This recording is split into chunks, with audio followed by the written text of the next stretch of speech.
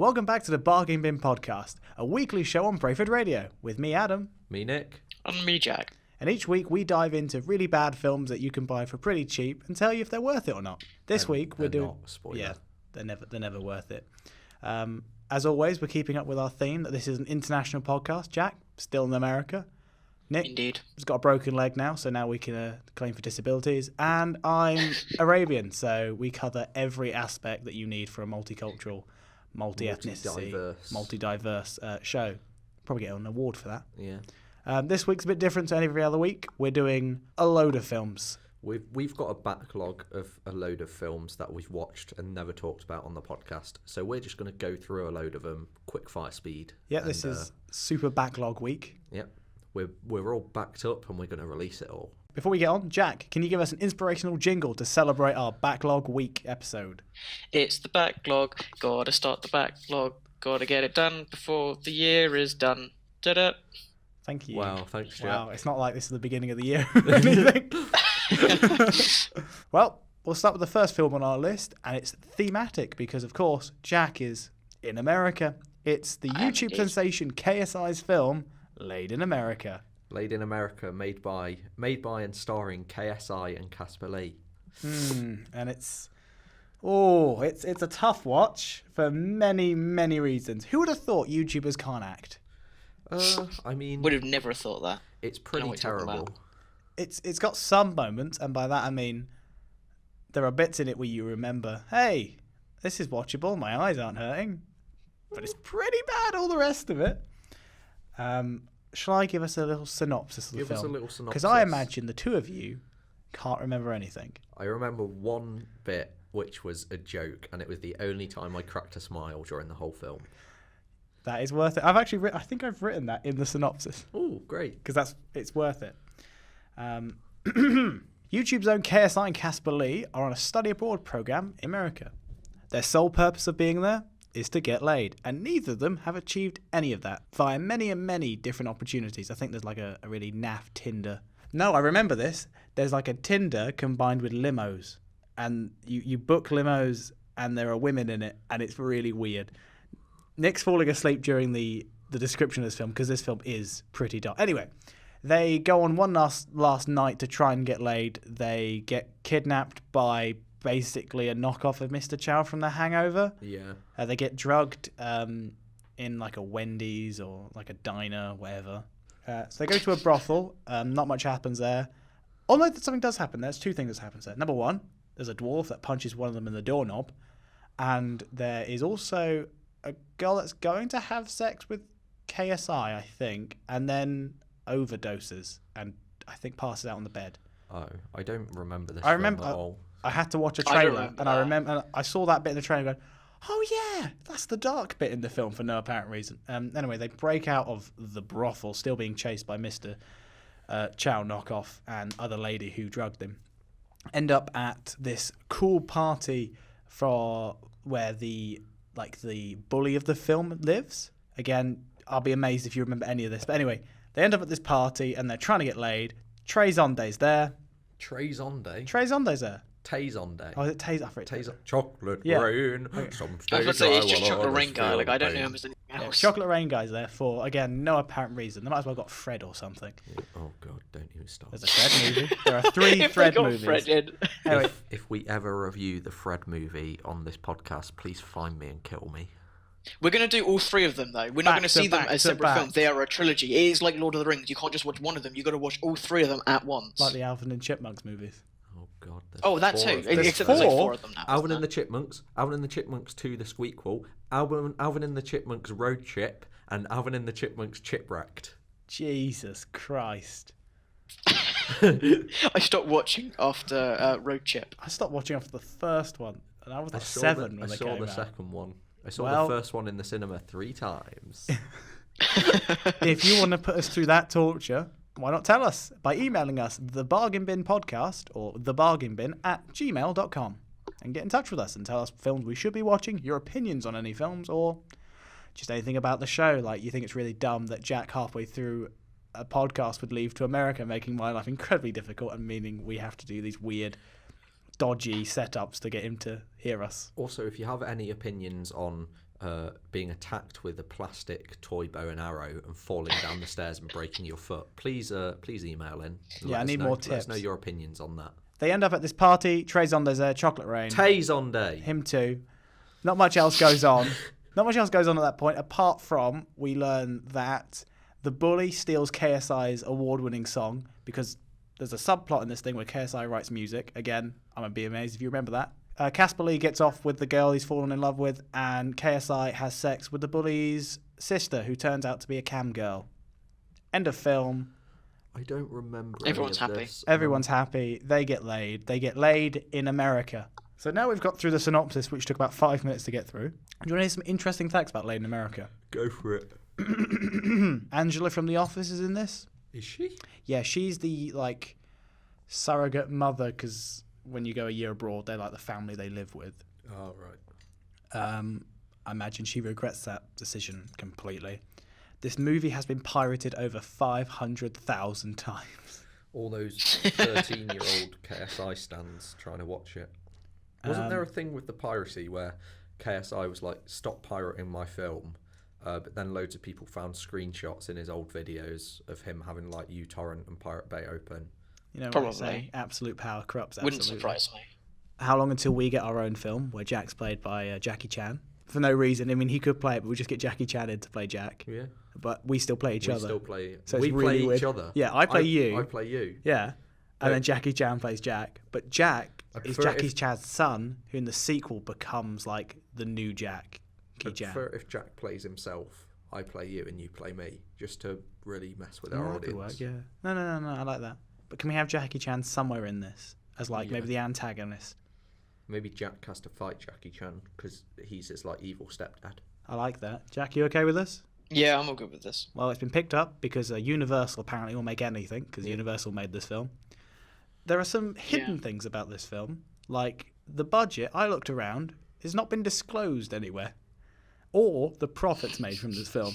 So that's a bit worrying. I mean, we found some rubbish films, and they've told us the budget. Final fact of the film: big fact, best fact that you're ever going to hear. This is James Gunn's favourite YouTuber-based film. Hooray. Yay! Confirmed by the one and only James Gunn. What film is next, Adam? It's 70s, the original. I mean, no, it's Death Tunnel. Death Tunnel. The best horror film I've ever seen. Guess where this film's based? Missouri, America. And guess where our special international co-host is based? Missouri, America. Anyway, Death Tunnel is awful. It's a bad film. It's pretty bad. It's pretty bad.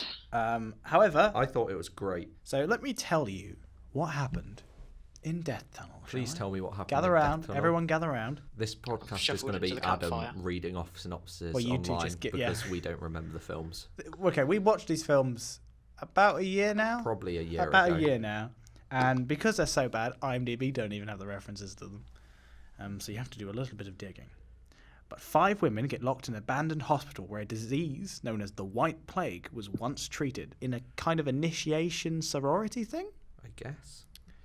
It's all being run by 3 guys on security cameras, kind of a bit like Saul, in a way. I And then, guess. and then suddenly, these 5 mysterious monsters appear and kill the 3 dudes. I guess. And then it just becomes, 5 girls trying to survive as these 5 weird-looking, monstery ghost things stalk them. I guess. It's not very scary. No, it's not. The taglines for this film are pretty boring as well. There's really nothing interesting about this film. It's dull to look at. It's dull to watch. It's really grating in terms of story and colour. Anyway, 5 girls, 5 floors, 5 ghosts. There weren't 5 floors though. There was 7 floors. Look, don't argue with me. Yeah, but it, argue but it's it all what's goes on the together. DVD It's case. way better tagline. But Yeah, it then it's doesn't like a make haiku, sense, Nick. Jack. It doesn't make sense, Jack. Jack. But it sounds good. Doesn't matter if it doesn't make sense. So there is really nothing interesting apart from the place where this filmed had a really good BuzzFeed Unsolved episode based in it.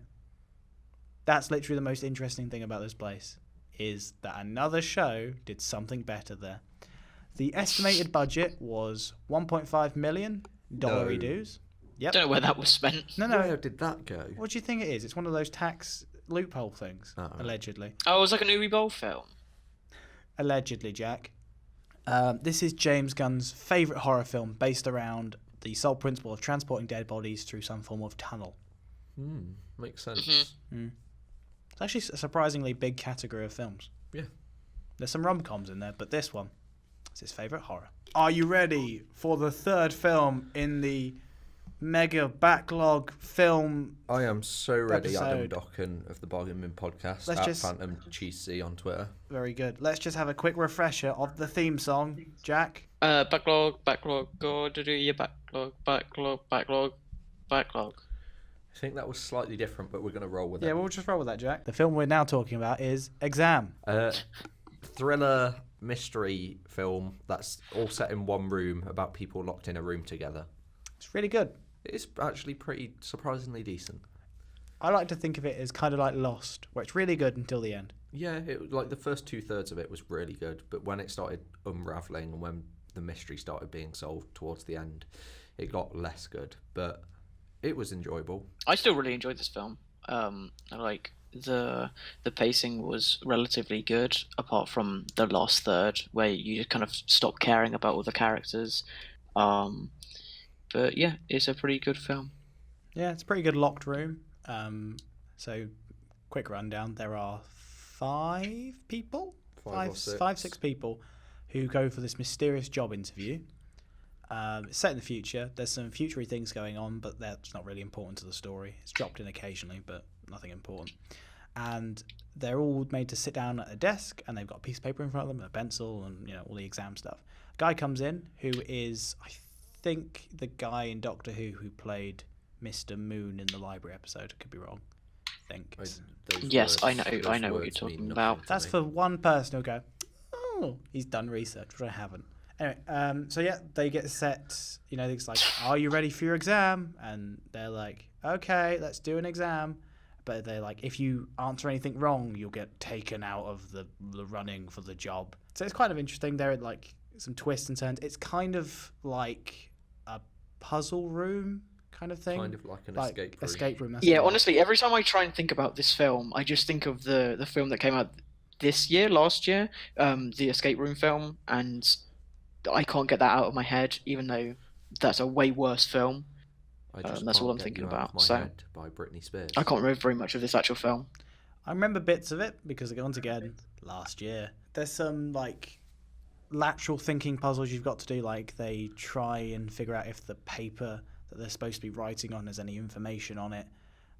They break some like the glass in the light, and then it goes like into a blue filter, then into a red filter. There's a guy with a gun.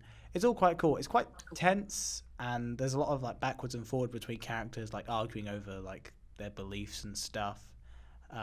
It's weird. It was sold as a mixture of Saw and Escape Room.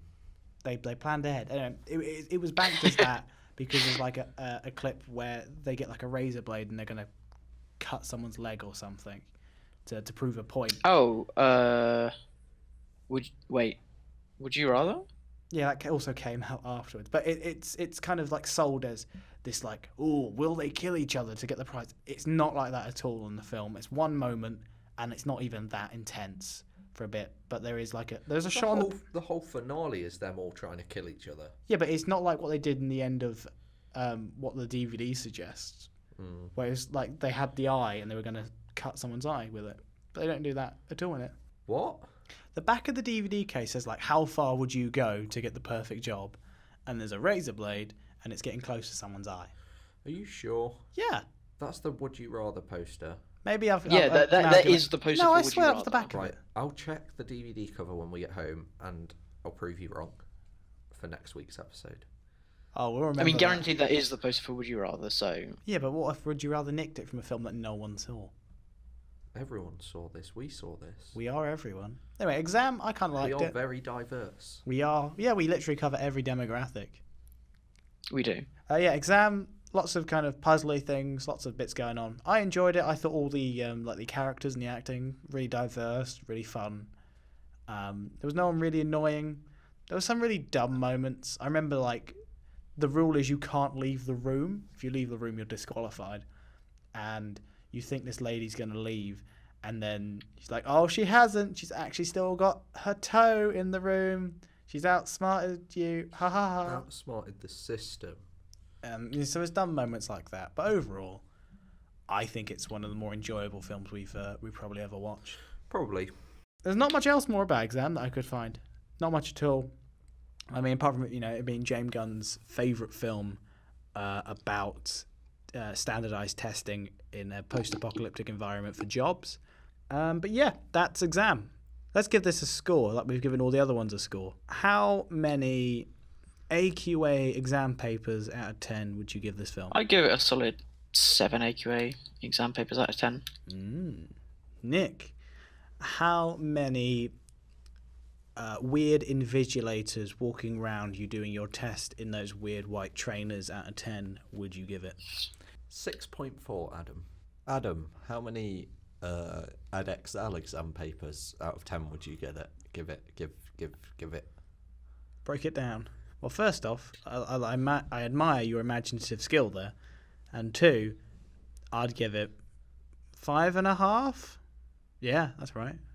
Because I value AdXL tests over AQA. Yeah. That's Exam, everybody. Bumper episode. Loads of films. Not much energy.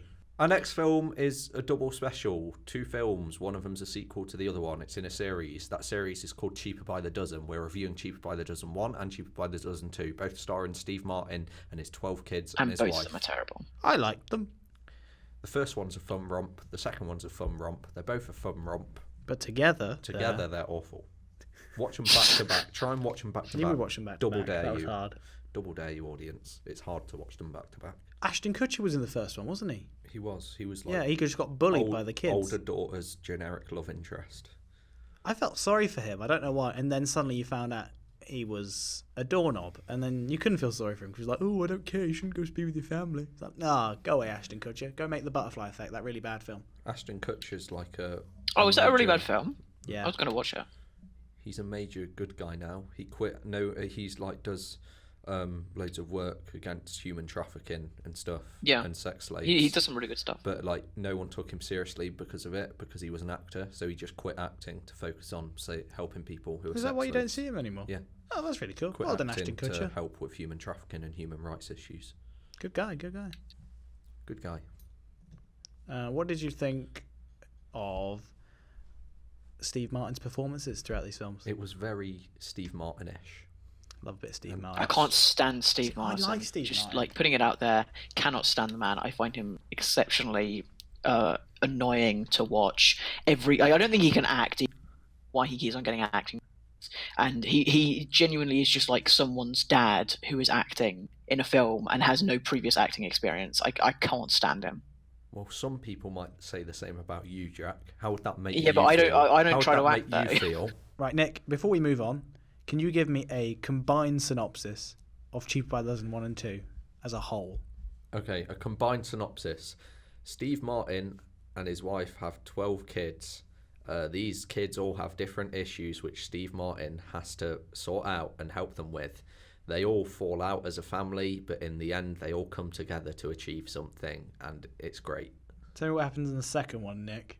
That's the combined synopsis. Yeah, no, I just want a little bit more information about the second The one. second one is exactly the same, except instead of set at their new house, it's set on like a summer lake camp. And one of the daughters is pregnant. That's a big thing. Oh yeah, not Yeah. one of the young kids. It's not one of those films. Like one of the eldest daughter is. The eldest daughter, who's like early 20s, mid 20s, late 20s, early 30s, 40s, 50s. I don't care enough.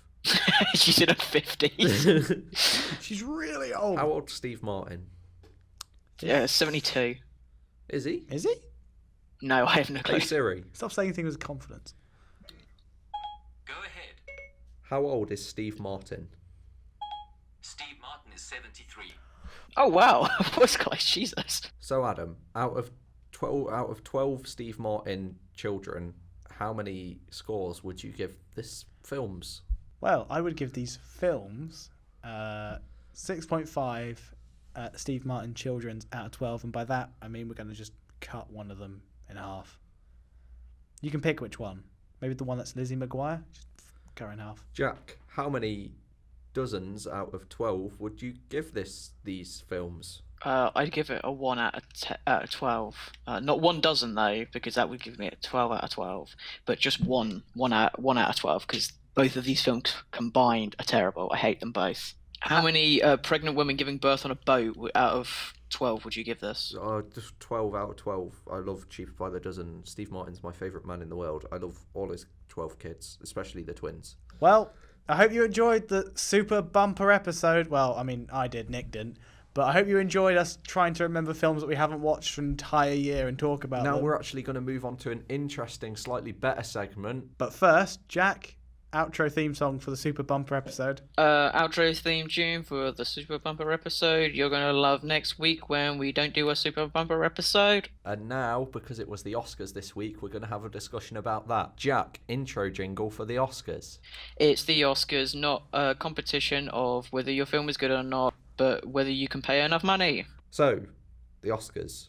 I didn't watch them, but I watched all. Oh, we're going to do a big section about the Oscars. I didn't watch it. I didn't watch them, but we know.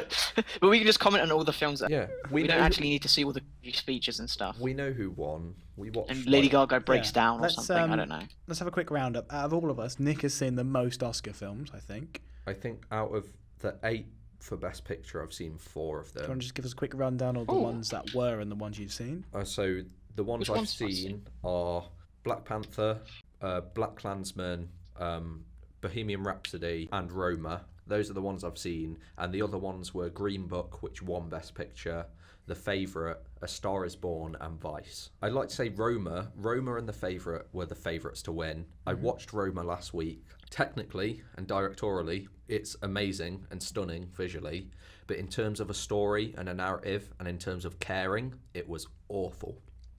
I did not have any emotional connection to the characters in it at all. I thought it was boring and dull, and I didn't like it. So that's Roma. That's fair enough. I heard a lot of people say that about it, really. It's like a filmmaker's film. Yeah, people have said it's just a film. Yeah, if you like artsy stuff and really nice cinematography, then watch it. But if not, don't, because it's dull. And that's what I always hate about the Oscars, is because whenever there's an Oscar film, it is, this film was designed for this one purpose. It wasn't just, it's a great film, well, no, and it works. And people, I mean, in general, with that's how I feel the Oscars are, is like, yeah, people go out to, like, it's not like something like Vice. Yeah, that film was purely made as Oscar bait. Yeah, I'm saying there's less now, but that has been like a trend. And now like Spider-Verse getting into like a nominated position and winning, I think that's just to show that we're moving away from that, which I think is much better. Spider-Man Into the Spider-Verse won Best Animated Picture. And it's like, I thought I watched it the day of the Oscars. I thought it was really great. Yeah, I really loved it. I'm glad it won that because it's one of the best animations I've seen. Black Panther, no comment. It shouldn't have been on there. Like it's not even like close to. Didn't it win something else? Even being nominated for an Oscar. It won like costume design and set design and stuff, but it was nominated for Best Picture and shouldn't have been. Then the other 2 that I've seen are Bohemian Rhapsody and Black Klansman. All 3 of us have seen Black Klansman, so we can talk about that. Mm-hmm. But Jack, have you seen Bohemian Rhapsody? I haven't seen Bohemian Rhapsody. I've heard it's pretty good from some people, and then terrible from others. When it came out, we were going to watch it, and then there was like the early reviews. Someone said, "Oh, it's not very good." And I was like, "No, I won't watch it." But I regret that. I watched Bohemian Rhapsody. I thought it was great. I love Queen. I love Freddie Mercury. I watched the film. It was really good. I really enjoyed it from start to finish. I thought it was a great kind of like biopic, as well as a look at the band as a whole. Rami Malek in it did a pretty good job. I have no complaints about him winning Best Actor. Yeah, I think he deserves it. He did a great job. But yeah, Bohemian Rhapsody is really good. I recommend it to everyone. What if you hate Queen? I don't. I love Queen, but like, no one what if you hate Queen? No one hates Queen. Do you think... So early on in the production for Bohemian Rhapsody, it was Sandra Baron Cohen? Very early on in the process, Sacha Baron Cohen was going to be Freddie. You call him Sandra? Yeah, I don't know why. I think... Do you know why? I combined him and Sandra Bullock. Borat was in the running to be... And I think they did like some screen tests and stuff. Now, he only left for creative differences in terms of when they were making the film, when he signed on to it, they were just going to make a Freddie Mercury film and end it when Freddie dies. But the band wanted it to be more about Queen. Now, apparently, when they did the screen test with him in the makeup, it was uncanny of how he could sing, and with the prosthetic teeth and the mustache, you couldn't tell the difference. Apparently, he does look like him. yeah. Apparently, it was like he had the presence, he had the walk, he had everything, and he left for that. Oh yeah, I imagine he would have like the presence. Yeah. And it was a serious film that he was going to play it serious, but serious like Freddie would. I'm just wondering, do you think that would have been a better direction for the film, or do you like that they went with? Maybe. I like the whole band thing about seeing... It very much still is a Freddie Mercury biopic, but there is a lot about the band in it as well, and I enjoyed that aspect of it. But in terms of like presence and capturing who Freddie was, I thought Rami Malek did a really good job. I know he worked loads on like analysing every little movement, and if you watch, there's like side-by-side videos of the Live Aid concert, the real one and then the one they did for the film, and it's like every little move he gets spot on, and it looks exactly like Freddie. So I'm not... Didn't they film that first? Yeah, Yeah, that's that was the thing they first recorded. like few days of filming. Which They is a filmed tough the Live thing Aid to start which is with. the end of the film. That's a tough thing to go, right, you're going to do one of the most iconic things ever. You're going to do We Are the Champions at Live Aid as Freddie, first day on set. But go. that is a great, I think, as something to start with, to get you into the mind of him at his highest, like, ultimate Freddie. Yeah. Everything else you do will just fall into place, I think. So, yeah, Bohemian Rhapsody, pretty good. Pretty damn good. Yep, I think really I'm going to watch enjoyed it as soon as I can. Yeah, it won Best Editing, though, which I'm not sure I about. had a lot of people say that. Yeah, because Yeah, I've heard the editing was like downright bad. yeah, there's a couple of moments where like they're making the songs where the editing's really good, but then in the rest of the film, they had a lot of it was a lot of bad cuts and bits that felt like they were missing because of the editing. But that's because of the trouble they had with the director Bryan Singer. With like 2 or 3 weeks left on production, he went missing from set, and someone else had to step in and direct for the last 2 weeks. I didn't realize it was a Bryan Singer film at all. Yeah, it's Yeah, because he basically just like stopped caring about it. he had creative differences with literally every single cast and group member, so he just left Did you them want to to make it. it like Last Stand? No, God. Ugh, Last Stand. Right, so Bohemian Rhapsody, would recommend. Definitely going to Would watch recommend. it, and I'm really proud that Rami Malek actually has won Best Actor. Yeah. I think he's really deserving of it, and like It's like Freddie Mercury's a story about a first generation Englishman who like became famous and everything, and Rami Malek was like born in Egypt, moved to America. He's a first generation American, and he's won the Oscar for playing like a similar character. So it's quite good. I recommend anyone who doesn't know much about Rami Malek watch the Vice or Pop or whatever they're called, that kind of interview he does, where he talks about how no one said he could be an actor because of his like heritage and what he is, and then he went, did a little, some short film stuff, and then did Mr. Robot, which is about a white middle American, semi-psychotic guy. If you haven't seen the first season of Mr. Mr. Robot I is really amazing. recommend it. Second season, third season, not so much, but first season of Mr. Robot is definitely 100% worth It's the one of watch. those ones where Amazon don't make great stuff, but when they do, It's good. they make it really well. But yeah, having said that about Bohemian Rhapsody, it wasn't my favourite. My favourite was the one we've all seen, Black Klansman. I thought you were going to say Spider-Verse. No, Black Panther is so good. Black Klansman is so good. very, very good. I love Spike Lee. If you've not heard of Black Klansman, it's based on a true story about a Colorado Police Department's first ever black police officer who was hired. He phoned up members of the KKK and managed to start being initiated as a member, and then he sent his Jewish colleague to play him in his role in the Klan, and infiltrated the Klan from the inside and got evidence against them. It's a really bizarre and funny kind of concept, but it happened in real life, and then they've made this film of it based on the book the officer wrote, and it is a really good film.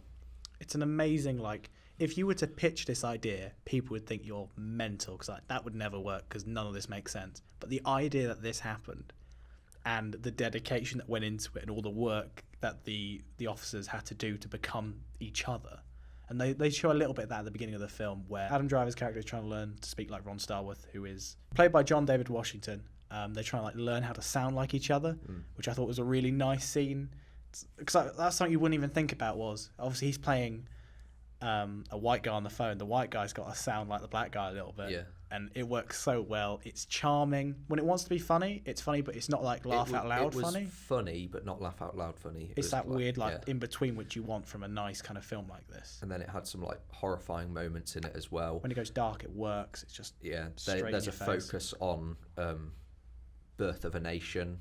That's Obviously, a big part of this, really famous, important film. It's a big part of like the storyline.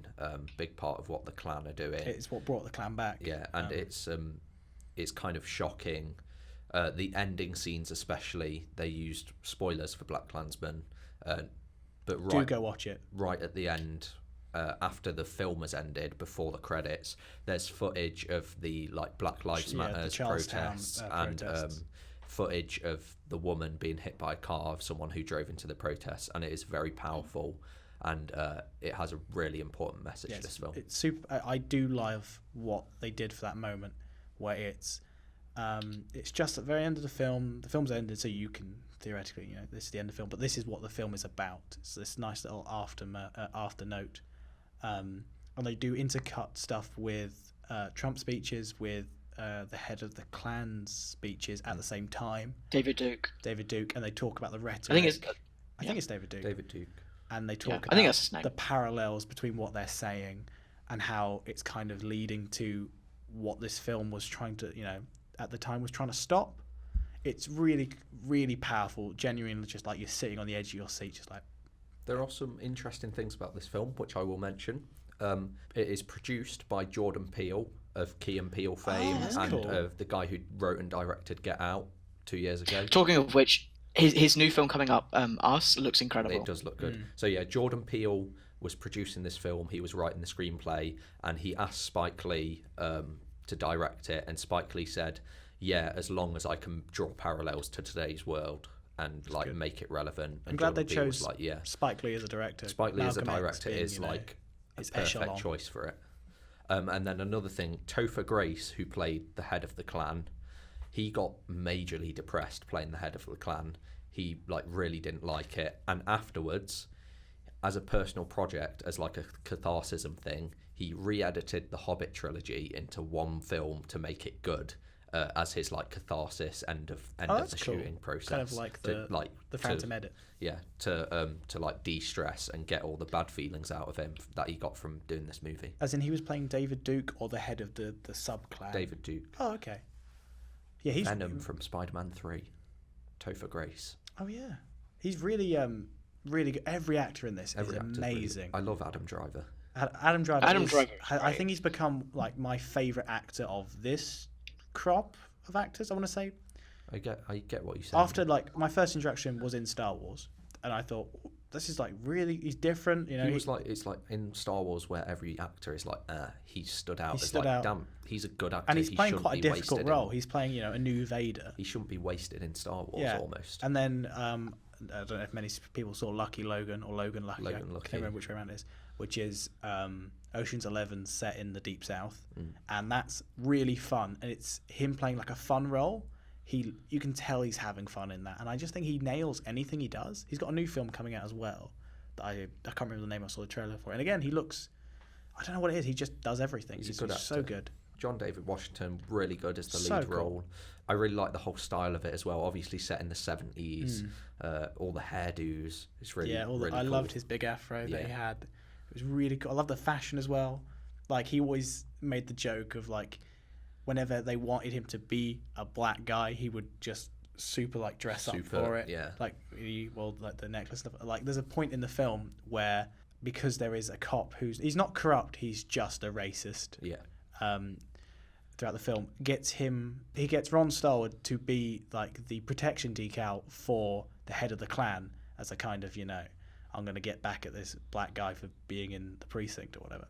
And he plays that really well. He's over the top doing it, so he's supposed to make himself stand out. It's really funny. It's really good. Funny moment where you've got this clan meeting of initiation of new members with all the members of the clan. you've got the real Ron Starworth, who's the protection officer for the head of the clan, the only black man in the room, and then you've got Adam Driver playing the fake Ron Starworth that's infiltrated the clan, and they're all in the same room together, and it's like this kind of funny but tense, really good scene. They balance that really well of like, you know, you want to laugh, but then you're like, oh, everything's happening at once. That was the fear at the beginning. We watched this with our friend, and he said that at the beginning, like, oh, are they going to do that now? I was like, no. And that's now in the back of my head, I'm worrying, like, oh, that's going to happen. And it happened, but they styled, the characters and the actors styled it out, but the event still happened. It was really good. I loved it. And I think Adam Driver really, his character, like, he feels awkward saying the things he does, but also, like, you can tell he's, as in the character, is feeling awkward saying the things he's saying, because obviously they're against Jewish people, which his character was. But also, he's saying it, and he's also being okay with saying it because he's acting as this Klans member. There's a lot of levels to all the acting in this, and they're really done superbly all the way through. I love the subplots as well, like all the other characters, like one of the Klansman's wife is all like, you know, she's quite oppressed and just wants to be involved. Wants to be involved in the clan, and they give her like the big job at the end. I'm glad we're not spoiling too much of this, because I do recommend anyone watch this as soon as possible. The music's great in it. The music is great. I love the dance scene. Yeah, I loved all the colours in that, and just so good. A whole different environment. After you had quite tense racial tension moments, because you're going between clans and the black community, kind of like the Black Lives Matter of that time. And then they all move into this. The story goes on, and it's kind of like a respite, and they go into this. It's called the Red Lantern, like a club or something. It's really nice like music, a jive bar. Everything's like really cool and relaxed. I love that scene. It's beautiful. It's very good. So highly recommend Black Klansman. Also highly recommend Bohemian Rhapsody. Roma, meh. Black Panther, you've probably seen it. If you haven't, then you won't care for it. Spider-Verse won Best Animated. Let's talk. Jack, have you seen Spider-Verse? I haven't, no. Okay, well, we'll avoid. I probably should. Spoilers and stuff. We'll just talk about what it looks like. But it's so pretty. The style of the animation is so different to anything else, but it works so well, and it's so pretty. Like, there are so many details in it. Like, I watched loads of, because I love this film. I watched so many details on like videos about the things they included. Like, there are deliberate mistakes in the drawing to show like it's actually hand drawn. Like a comic book. They use old school comic book art style, which are loads of little dots to color everything in. Everything's like got different layers of focus, so it feels like 3D but 2D. Everything's got, you know, the comic book haze to it. It's beautiful. I loved every second. The one thing I want to know is, throughout the beginning mostly, there's this kind of faux illusion that it's almost in 3D, like you can see 2 layers of things. I want to know, if you wore 3D glasses, would you get an effect that I like to think you do? Maybe, because at times I was like, oh, is this supposed to be 3D? When we first watched it, we walked in late. And I genuinely thought we had booked the wrong screen, which is a lot of people's like negatives they say with the film, is they have that feeling. But I think if I was introduced that at the start, because we did miss the first like 3 minutes, I would have just gone with it. The characters are great. I love all the different Spider-Men in it. I'm not a huge Spider-Man fan for a comic book lover like me, so just seeing all these things, like I vaguely remember Spider-Man Noir from this game. Oh, it's Nick Cage. It's amazing. Yeah. It's one of my favorite characters I've ever seen him do in this animated show. It's great. All the voice acting is really good. You care about every character as well, and that's quite hard to do with an ensemble cast as well. And also, it's having that diversity thing without pushing it in your face too much or making a big thing out of it like other films do. But yeah, at the acceptance speech, the writers and the producers went on and they said it's great seeing people on Twitter say like, I watched Spider-Verse with my son and he said, look, it's me on the screen, it looks like me. It's really like good seeing that stuff. And I think it's a really good departure from, because we've had 3 Spider-Man films, we've had an origin sort of in each one. It's good that they did that as a joke. That's the ongoing joke. The ongoing joke is the origin of all the different Spider-Men they introduce. Because if you don't know what we're talking about, this is a film about Spider-Man, but it's like all the different dimensions have different Spider-Mans and they all get put in the same dimension together and have to figure it out. It's a big part of the comic books that I know of, the Spider-Verse. There are infinite numbers of stuff. It's a big thing in comic books, but it's come one of its original origins is from Spider-Man, which is cool. Yeah. This is Miles Morales' story. It's his origin. It's pretty similar in many respects in terms of the spider, of how he gets it and stuff in different places. But visually, this is one of the best animations ever made. I think this is the best Spider-Man film ever made. I think it's better than Spider-Man 2, which is a big saying. I would agree that this is the best Spider-Man film yet. Yeah, I mean, and it's not a Peter Parker story. It's not a Peter Parker story. It has I've been elements. saying for ages, when Marvel got the rights to Spider-Man, I was like, please do a Miles Morales Spider-Man. I'm sick of Peter Parker Spider-Man. Do a Miles Morales one. Then they did the thing with Peter Parker with Tom Holland. I was like, okay, this is good. It's acceptable. Then after Infinity War, I was like, please keep him dead and just have the balls to carry on the Spider-Man thing with a Miles Morales character. But they brought Tom Holland back. I'm so glad we've got a Miles Morales Spider-Man because, in my opinion, I love Peter Parker, but Miles Morales is way better of a character. Yeah, and he's also coming back. He's in the mainstream of the comics now. Yeah. Because he's from the Ultimate Comics, which is like a run in the early 2000s where everything was like edgy and real. Everything apart from the Spider-Man stuff is really boring. Like there's a really dull Thor and Iron Man stuff. But Miles Morales came from that, and he was like the fan favorite. And he's been moved into, like Spider-Gwen has moved into like the mainstream. And they're all in the main universe and stuff, and they take over from each other. It's really cool. I think we are going to get a Miles Morales in the MCU because it's been set up a lot. It's been set up with Donald Glover's character. Yeah, he's playing Donald Glover's character in Homecoming played the uncle of Miles Morales. He's and the uncle of Miles Morales is a big character in Spider-Verse. Yeah. And do you know why Spider-Verse exists? Is because of Donald Glover. Like when they were writing it and they did the Community sketch where he's dressed as Spider-Man? Yeah. And then that went all over Twitter. There was a massive campaign to get him to play in The Amazing Spider-Man, the one that Andrew Garfield got in the end. There was a big online campaign. I think that would have been hey, this comedic guy from Community should be Spider-Man. Should be Spooderman. Obviously, Donald Glover wasn't really well known. He did a good routine about it in his stand-up show about him becoming Spider-Man. He was like, yeah, all right, I'll be Spider-Man. And then they cast Andrew Garfield.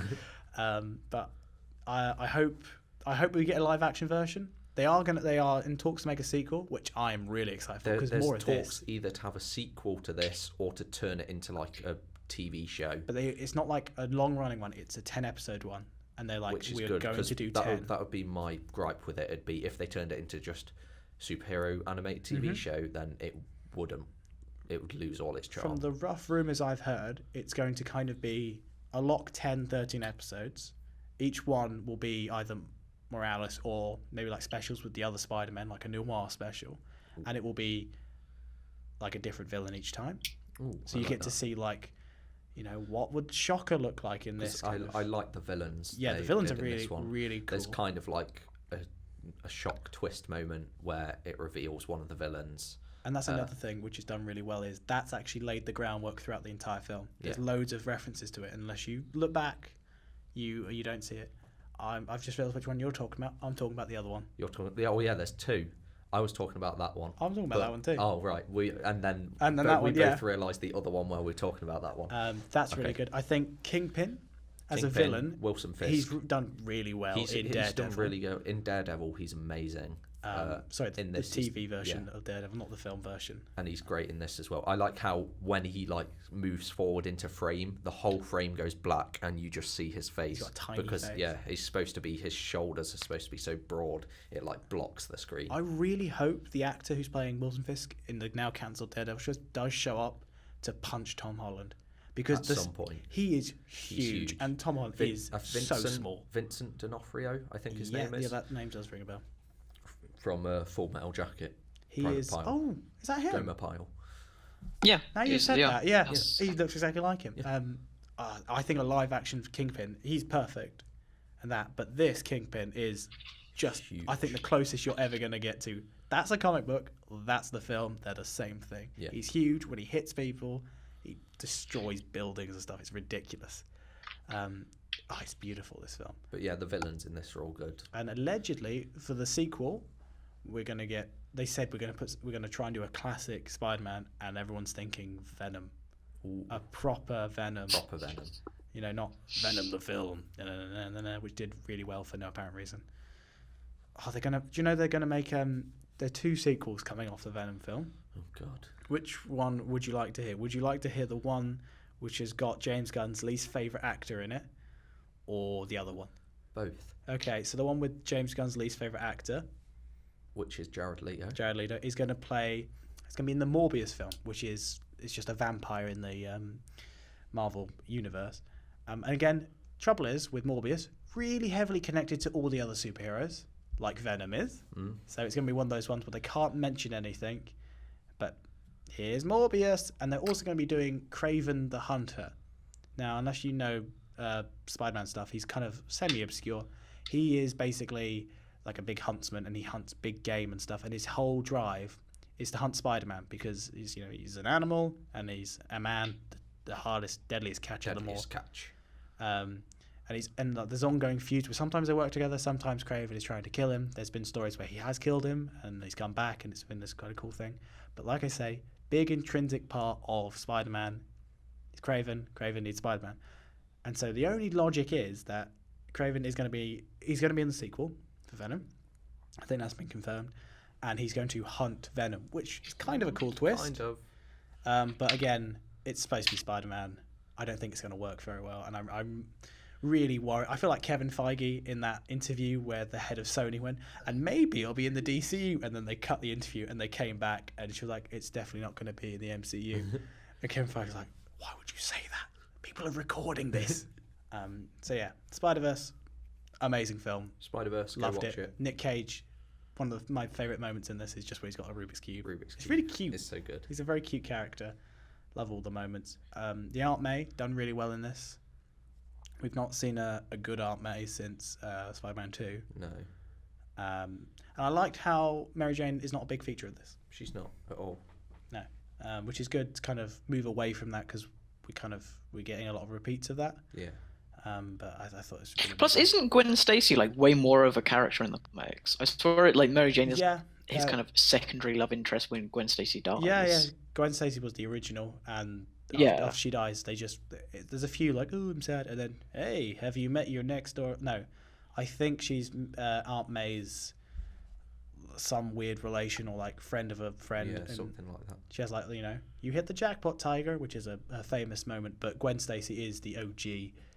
And when they brought her back for Spider-Gwen in the comics, it was like, that's a really cool idea. The whole premise of her was, what if instead of Peter Parker getting bitten by the spider, it was Gwen? And then there's this whole parallel in the book of Peter Parker feeling useless and not being able to help. He help Spider-Man in that universe and want to be a hero because he has this innate need to be a hero. Becomes like the Lizard in the book, and it's a really cool dynamic where she has to fight the guy she loves. It's really cool, and I'm glad they went with Gwen, Spider-Gwen, instead of just having a Gwen character, because Spider-Gwen's great. Yeah, great Spider-Verse, good. Go watch it. It's amazing. Anything else to say about the Oscars? Olivia Colman winning Best Actress. I'm so glad. I love Olivia for the Colman. favourite. Yeah, I'm glad she I won was it. watching some Mitchell and Webb sketches, and just to see Olivia Colman, you go, Olivia Colman, where have I heard that name recently? You've got an Oscar. I'm so proud of you. And you see her doing this really funny Olivia bit. Colman in my head is still the background character who's in the Mitchell and Webb sketches and from the Peep Show and the police officer in Hot Fuzz. Yeah, that's who Olivia Colman is in my mind. And then to see her on stage with an Oscar was really surreal. Being the most British I've ever seen anyone be ever. It was very surreal, but I'm really glad she got it because she is a great actress. She is, and she's got she can do anything. She can do funny, she can do semi-serious, she can do everything. Had a long time of her career was all the funny stuff, but then she moved into the serious stuff. She did Broadchurch on the ITV, which was really good with David Tennant, and then The Favourite was just, and she's in The Crown as well. She's playing Queen Elizabeth. I think that's the clips I've seen, and I've been getting them confused because they're all period pieces. I just see one clip and go, oh, that's from the same thing. But yeah, she's great in that. Yeah. I love seeing Emma Stone's reaction as well. When they read out Olivia Colman's name, Emma Stone started crying because obviously they've been on set together and worked together. So it obviously meant a lot for the whole cast and crew as a whole. So it's really good moment. That's a weird side connection. Emma Stone, the best bit about The Amazing Spider-Man's, I thought she was really good in But that. that's just because she's Emma Stone, isn't it? No, I thought she was a really good Gwen. Just like good. I've always said she should play. It's the hair. She should always play a Gwen. People thought she was going to actually be Spider-Gwen. That's what they thought was going to be in the sequels. They thought they were going to just mash the two together, like she would get bitten. Because there was a rumor that there was going to be get bitten by Jamie Foxx and become Electro Gwen. Yeah. That is one of the powers of one of the Spider-Men. Yeah. Electric. But that was the rumor for Amazing Spider-Man 3. They had said, we're going to put another spider in it, and people thought Venom, Carnage, because they wanted to be edgy, which is going to be in the Venom sequel, played by everyone's favourite crazy guy. Woody Harrelson. Woody Harrelson, yeah. Is it really? I think so. Yeah, that was the rumour for Amazing Spider-Man 3. Carnage, because we're edgy, or Spider-Gwen, or Miles Morales. And everyone thought Emma Stone, and then they went and killed her. Plot twist. Plot twist. Anyway, that was anything else to say about the Oscars? I haven't got much else. I'm glad Black Klansman won something. It won Best Adapted Screenplay, which I'm glad about. I was again, my thoughts on the Oscars. And when I saw that film, I was like, this is not supposed to be an Oscar film, but it's powerful, it's got a message, and it's just a great film. Yeah. Great actors, great everything. It needs to win something. It's won something. I'm glad it's up there. Green Book won Best Picture and Best Screenplay. Green Book's about an African American pianist who gets driven around a tour of southern USA by this Italian American bouncer played by Viggo Mortensen.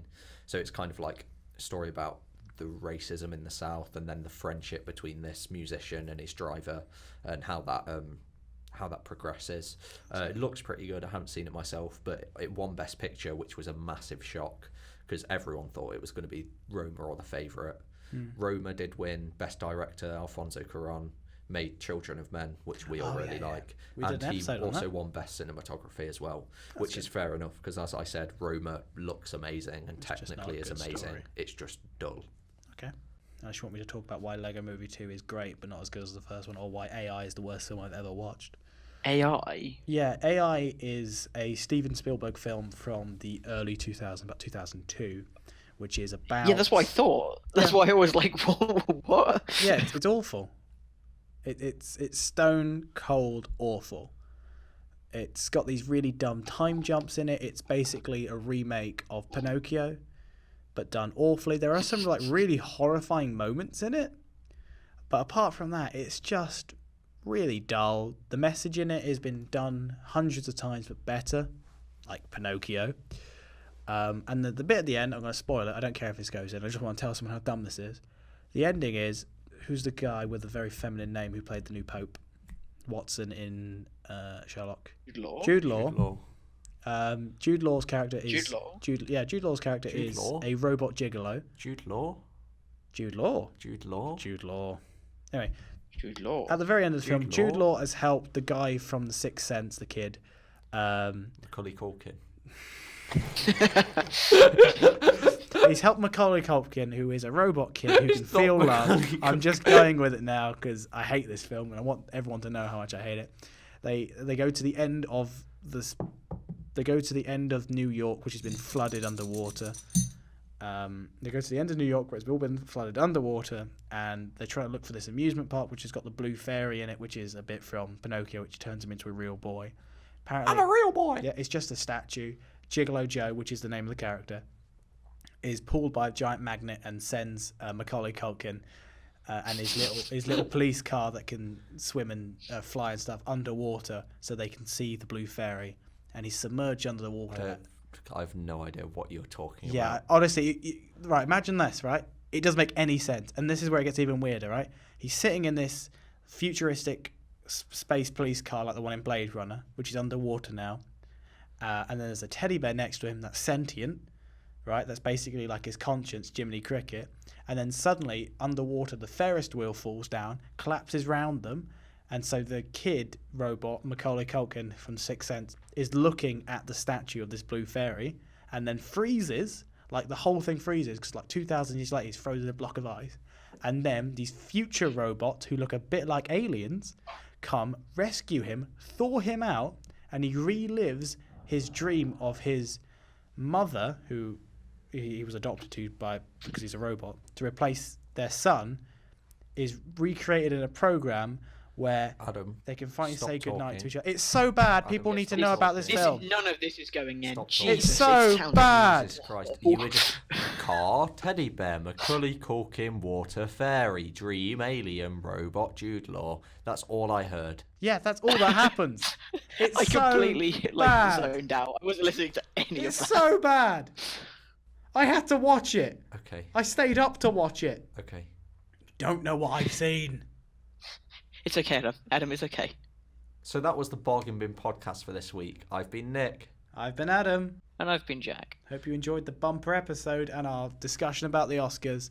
If you've got any thoughts or feelings, why not hit us up on our email, which is the Bargain Bin podcast or thebargainbin@gmail.com with anything you want to say about the show. Hit up Brayford Radio, at Brayford Radio on Twitter, and at Brayford Radio Station on Instagram. Follow me on Twitter because the other two don't have a Twitter, at PhantomGC. And if you want to hear the uncut version of this podcast, why not listen to it on YouTube, which is the Bargain Bin on YouTube. Bargain You'll find Bin it. podcast, you'll find it, or Adam, Jack, and Nick's Films is the channel name. Yep, you'll find it on there. We've got the radio version, which you're probably listening to now if you're listening to on the radio, and you can see the uncut version, which is A lot of swearing. a lot of and dead air. swearing, dead air, and it's about 4 hours long because this episode's just gone on for a bit. Okay.